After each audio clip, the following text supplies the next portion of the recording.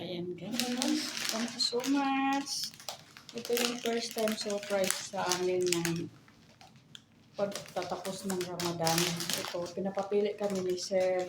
Nakusunadahan ko yung red. Kaya salamat talaga ako sa aming amo.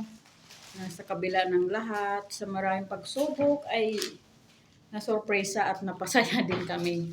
Kahit sa panandali ang pagkakataon. Yan guys, salamat sa flower, sa pamili dito.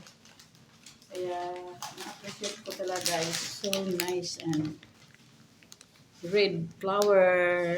Thank you so much. Sa mga amo mababait. Ayan.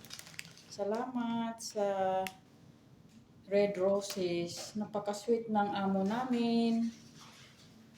Kaya, yan. Masaya kami na may flowers na ano din, na sinurpresa sa amin. Kaming tatlo ni Madam at ni Cheryl.